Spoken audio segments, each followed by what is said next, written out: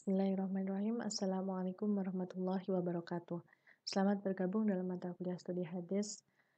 Dan pada pertemuan kali ini kita akan membahas mengenai hadis atau mengenai hadis. Nah, sebelum kita memulai pertemuan kita pada hari ini, marilah kita berdoa bersama. Semoga kita senantiasa diberi kemudahan dalam memahami materi-materi studi hadis dan juga diberikan ilmu yang bermanfaat serta barokah. Al-Hadiniyah Sholihah Al-Fatihah.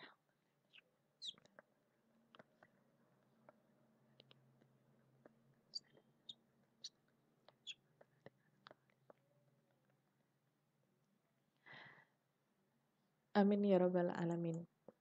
Baik teman-teman, untuk mengenal mengenai hadis terlebih dahulu kita perlu mengenal pengertian mengenai hadis. Sebelum kita mendefinisikan pengertian hadis terlebih dahulu kita perlu mengupas pengertian hadis perlu mengupas pengertian hadis secara bahasa atau secara etimologis. Nah, hadis secara etimologis berasal dari kata al-tahdits. Al-tahdits ini merupakan salah satu kata dalam bahasa Arab yang memiliki makna pembicaraan. Kemudian, kata hadis juga memiliki beberapa sinonim. Yang pertama jadid atau baru, dan baru ini merupakan lawan dari qadim atau dahulu. Yang dimaksud qadim adalah kitabullah atau kitab Allah Subhanahu wa taala. Dan kemudian yang sinonim yang kedua adalah qorib atau dekat, dan sinonim yang ketiga adalah khobar atau memberi warta atau kabar. Karena hadis ini merupakan sesuatu yang dipercakapkan kemudian disampaikan kepada satu orang dan kepada orang yang lain dan seterusnya. Saya mengutip dua pendapat. Yang pertama pendapat dari Mahmud Tohan dan yang kedua adalah pendapat ulama hadis secara umum. Pendapat Mahmud Tohan mengenai hadis, jadi menurut beliau hadis ini merupakan sesuatu yang disandarkan kepada Nabi Muhammad SAW baik berupa perkataan, perbuatan atau persetujuan dan juga sifat. Sedangkan menurut ulama hadis, hadis ini merupakan segala ucapan Nabi, kemudian segala perbuatan dan juga segala takrir Nabi Muhammad SAW. Jadi dari pendapat-pendapat tersebut dapat kita simpulkan bahwa pengertian hadis adalah segala sesuatu yang berasal dari Nabi, baik berupa perkataan, berupa perbuatan, maupun keadaan dan takdir Nabi selama menjadi Rasul. Kemudian yang perlu diketahui dalam mengenal hadis adalah bentuk-bentuk hadis. Jadi hadis ini memiliki 4 bentuk. Yang pertama ada hadis qauli. Hadis qauli adalah hadis yang bersumber dari perkataan Nabi SAW. Dan yang kedua ada hadis fi'li. Hadis fi'li ini adalah hadis yang berasal atau bersumber dari perbuatan Nabi Muhammad SAW. Kemudian ada hadis takriri. Hadis takriri ini adalah hadis yang bersumber dari sikap atau ketetapan Nabi Muhammad SAW atau keputusan atau sikap yang diambil oleh Nabi Muhammad SAW. Dan kemudian hadis hammi ini adalah hadis yang bersumber dari keinginan atau cita-cita Nabi Muhammad SAW. Berikut ini adalah contoh dari hadis qauli. Adalah hadis tentang niat. An Amiril Mukminin Abi Hafsin Umar bin Al-Khattab radhiyallahu anhu qala sami'tu Rasulullah sallallahu alaihi wasallam yaqulu innamal a'malu binniyati wa innamal likulli imri'in ma nawa. Faman kanat hijratuhu ila Allah wa rasulihi fahijratuhu ila Allah wa rasulihi wa man kana hijratuhu lidunya yusibuha aw imra'atan yankihuha fahijratuhu ila ma hajara ilaihi. Dari Amirul Mukminin Abi Hafs Umar bin Al-Khattab radhiyallahu anhu, dia berkata, saya mendengar Rasulullah Shallallahu alaihi wasallam bersabda, sesungguhnya setiap perbuatan itu tergantung pada niatnya. Dan sesungguhnya setiap orang akan dibalas berdasarkan apa yang dia niatkan. Siapa yang hijrahnya karena ingin mendapatkan keridhaan Allah dan Rasulnya, maka hijrahnya kepada keridhaan Allah dan Rasulnya. Dan siapa yang hijrahnya karena menginginkan kehidupan yang layak di dunia atau karena wanita yang ingin dinikahinya, maka hijrahnya akan bernilai sebagaimana yang dia niatkan. Dari hadis ini dapat kita ketahui bahwa Rasulullah SAW menjelaskan secara langsung melalui perkataan niat dalam suatu perbuatan dan pahala apa yang akan didapatkan seseorang dalam melakukan sebuah perbuatan itu. Nah, hadis ini disampaikan oleh Rasulullah secara langsung melalui perkataan beliau. Jadi hadis inilah yang dinamakan dengan hadis qauli atau hadis yang bersumber dari perkataan Nabi Muhammad SAW. Kemudian ada contoh hadis fi'li. An Hudzaifah radhiyallahu anhu qala, kana Rasulullah sallallahu alaihi wasallam idza qama minan naumi yashummu fahu bistiwak. Muttafaqun alaih. Artinya dari Hudzaifah radhiyallahu anhu yang berkata, apabila Rasulullah sallallahu alaihi wasallam bangun malam, beliau menggosok mulutnya dengan siwak. Muttafaqun alaih. Nah, kemudian dapat kita lihat bahwa dalam hadis ini menceritakan perbuatan Nabi yang menggosok mulutnya dengan siwak apabila beliau sedang bangun malam. Nah, inilah contoh hadis fi'li karena hadis ini diambil atau bersumber dari perbuatan Nabi Shallallahu Alaihi Wasallam yang menggosok mulutnya tadi. Jadi Rasulullah SAW tidak memerintahkan secara langsung untuk menggosok mulut dengan siwak ketika kita bangun malam, akan tetapi ada seorang sahabat yang mengetahui perbuatan Nabi yang menggosok mulutnya ketika bangun malam tadi. Jadi ini dinamakan adalah hadis fi'li atau hadis yang bersumber dari perbuatan Nabi Muhammad SAW. Kemudian ada contoh hadis takriri. Qabbala Rasulullah sallallahu alaihi wasallam al-Hasan bin Ali wa indahu al-Aqra' ibn Habisin at-Tamimiyu jalisan faqala al-Aqra'u inna liya asyratan minal waladi ma qabaltu minhum ahadan fanadhara ilaihi Rasulullah sallallahu alaihi wasallam thumma qala man la yarhamu la yurhamu. Jadi kita ketahui bahwa hadis ini sebenarnya adalah hadis mengenai perintah untuk berkasih sayang, untuk saling memberikan kasih sayang antara satu manusia kepada manusia yang lainnya. Akan tetapi Rasulullah Shallallahu Alaihi Wasallam tidak menyampaikan secara langsung perintah tersebut, melainkan perintah tersebut dapat dipahami dari isyarat ataupun sikap Rasulullah Shallallahu Alaihi Wasallam dalam menyikapi perkataan yang dilontarkan oleh Aqra'. Dari sikap tersebut telah diambil sebuah kesimpulan bahwa apa yang dilakukan Nabi itu tadi juga dapat digolongkan ke dalam hadis atau disebut juga dengan hadis takriri. Kemudian ada contoh hadis hammi. An Abdullah bin Abbas yaqulu hina shama an-nabiy sallallahu alaihi wasallam yauma asyura wa amarna bi siyamihi qalu ya Rasulullah innahu yauma tu'azzimuhu al-yahud wan nasara faqala Rasulullah sallallahu alaihi wasallam fa idza kana al-amul muqbilu sumna yauma tasib. Artinya dari Abdullah bin Abbas ia berkata, ketika Nabi Shallallahu Alaihi Wasallam berpuasa pada hari Asyura dan memerintahkan para sahabat untuk berpuasa, mereka berkata, ya Rasulullah, hari ini adalah hari yang diagungkan oleh Yahudi dan Nasrani.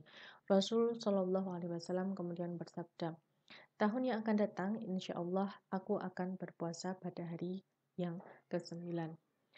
Nah, dari hadis ini kita ketahui bahwa Rasulullah SAW memiliki keinginan atau memiliki cita-cita untuk berpuasa pada hari yang ke-9 pada tahun yang akan datang, pada Asyura yang akan datang. Namun, kenyataannya Nabi Muhammad SAW ini sudah meninggal terlebih dahulu sebelum bertemu dengan hari ke-9 pada bulan Asyura tahun yang akan datang, sehingga cita-cita tersebut belum terrealisasi. Dengan demikian ini merupakan suatu cita-cita Nabi yang juga menjadi hadis yang kemudian diikuti dan diterapkan oleh sahabat tabi'in dan juga umat Islam pada saat ini. Nah, kemudian yang perlu kita ketahui dalam mengenal hadis adalah struktur hadis. Yang pertama ada matan, yang kedua ada sanad, dan yang ketiga ada rawi. Apa sebenarnya pengertian dari matan, sanad, dan rawi ini? Nah, ini adalah gambaran struktur hadis. Jadi ada sanad dan juga matan. Ini adalah komponen utama penyusun hadis. Sanad adalah rangkaian para perawi. Jadi kita lihat ya, sanad adalah serangkaian silsilah para perawi yang menyampaikan matan hadis sejak mukharij sampai kepada perawi terakhir yang bersambung kepada Nabi. Jadi kalau kita lihat pada gambar ini, sanad adalah bagian yang saya garis bawahi dengan warna merah. Wa an Umar wa ibn Syu'aibin an abihi an jaddihi radhiyallahu anhum. Kemudian ini dijelaskan bahwa dari Umar dan dari Ibnu Syu'aib, dari ayahnya, dari kakeknya, anna Rasulullah sallallahu alaihi wasallam qala. Kemudian Rasulullah sallallahu alaihi wasallam bersabda. Jadi waktu itu Rasulullah sallallahu alaihi wasallam bersabda, kemudian perkataan itu disaksikan oleh kakek dari Syu'aib, kemudian disampaikan kepada ayah dari Syu'aib, dan kemudian ayah Syu'aib menyampaikan kepada Syu'aib, dan kemudian Syu'aib menyampaikan kepada si perawi hadis terakhir ini, atau perawi terakhir dari hadis ini. Nah, inilah yang dinamakan dengan sanad atau rangkaian para perawi. Kemudian ada kata in wajadtuhu fi qaryatin maskunatin fa'rifuhu wa in wajadtuhu fi qaryatin ghairi maskunatin fa fihi firqazil khumusu. Nah, perkataan ini merupakan matan daripada hadis. Matan adalah isi dari hadis itu sendiri. Struktur hadis yang inti adalah terdiri sanad dan juga matan. Kemudian biasanya ada perawi.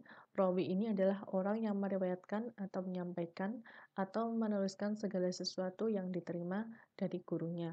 Dalam konsep studi hadis ini yang dinamakan rawi adalah orang yang meriwayatkan hadis dari Rasulullah Shallallahu Alaihi Wasallam. Kemudian sanad. Sanad ini adalah serangkaian silsilah para perawi yang menyampaikan matan hadis sejak mukharij sampai kepada perawi terakhir yang bersambung kepada Nabi Muhammad SAW. Jadi seperti saya terangkan tadi, sanad ini adalah rangkaian orang-orang yang meriwayatkan hadis, mulai dari orang yang pertama kali mendapatkan, pertama kali meriwayatkan hingga pada perawi terakhir, yang kemudian sambungan dari para perawi ini adalah lurus bersambung dan sampai kepada Rasulullah Shallallahu Alaihi Wasallam. Nah, matan adalah lafaz hadis. Jadi matan itu adalah inti dari hadis atau isi dari hadis. Kemudian dalam periwayatan hadis dikenal dua metode. Yang pertama ada metode bil lafzi dan yang kedua ada metode bil makna. Kalau metode bil lafzi ini adalah periwayatan hadis yang redaksinya sama persis dengan apa yang diucapkan oleh Nabi. Jadi berpatok pada kepersisan atau kesamaan redaksi dari apa yang diucapkan oleh Nabi. Kemudian kalau bil makna, periwayatan hadis atau penyampaian hadis dari satu orang kepada orang yang lain ini dilakukan dengan matan yang tidak sama persis atau isi yang tidak sama persis dengan apa yang disampaikan Nabi, namun maksud dari isi tersebut adalah sama dengan apa yang dimaksudkan oleh Nabi. Jadi perbedaan bil lafzi dan bil makna, kalau bil lafzi mulai dari lafadznya dan maksudnya adalah sama dengan apa yang dimaksudkan dan diucapkan oleh Rasulullah. Sedangkan kalau bil makna ini adalah periwayatan hadis yang menggunakan struktur perkataan yang berbeda dengan apa yang disampaikan Nabi, namun maksud dari perkataan tersebut adalah sama dengan apa yang dimaksudkan oleh Nabi Muhammad SAW. Nah, kemudian perlu kita ketahui beberapa istilah yang berlaku dalam periwayatan hadis. Yang pertama ada muttafaqun alaih. Muttafaqun alaihi ini artinya disepakati atasnya, dan biasanya ini digunakan untuk hadis-hadis yang diriwayatkan oleh Imam Bukhari dan Imam Muslim. Jadi kalau teman-teman di dalam suatu hadis mendapati tulisan muttafaqun alaihi, itu artinya hadis tersebut diriwayatkan oleh Imam Bukhari dan Imam Muslim. Kemudian ada kata akhrajahu syaikhani. Nah, istilah akhrajahu syaikhani ini artinya diriwayatkan juga oleh Bukhari dan Muslim. Nanti kalau teman-teman ketemu kata-kata lagi akhrajahu salatah, ini artinya eee, hadis tersebut diriwayatkan oleh 3 orang, yaitu Abu Dawud, Tirmidzi, dan Nasa'i. Kemudian kalau teman-teman ketemu kata akhrajahu arba'ah, itu artinya hadis tersebut diriwayatkan oleh 4 orang, yaitu Abu Dawud, kemudian Tirmidzi, Nasa'i, dan Ibnu Majah.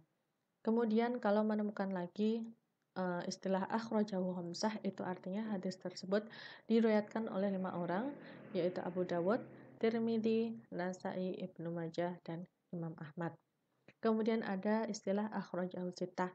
Ini artinya hadis tersebut diriwayatkan oleh Bukhari, Muslim, Abu Dawud, Tirmidzi, Nasa'i, dan Ibnu Majah. Kalau ada kata akhrajahu sab'ah, ini artinya hadis tersebut diriwayatkan oleh 7 orang. Yang ada Bukhari, kemudian Muslim, Abu Dawud, Tirmidzi, Nasa'i, Ibnu Majah, dan Imam Ahmad. Nah, kalau ada istilah lagi akhrajahu jamaah, ini artinya hadis tersebut diriwayatkan oleh banyak ulama hadis. Begitu. Baik teman-teman, demikian yang dapat saya sampaikan dalam pertemuan pertama studi hadis ini. Semoga memberikan manfaat dan membantu teman-teman untuk memahami satu persatu bab dan subbab dalam studi hadis nanti. Baik teman-teman, terima kasih atas perhatian dan antusiasnya. Marilah kita tutup pertemuan kita pada hari ini dengan bacaan hamdalah. Alhamdulillahirrabbilalamin. Kalau teman-teman ingin bertanya atau ingin memberi masukan serta pendapatnya, teman-teman boleh menyampaikan pendapat dan pertanyaan tersebut dalam kolom komentar di bawah ini. Nah, akhiran, wassalamualaikum warahmatullahi wabarakatuh.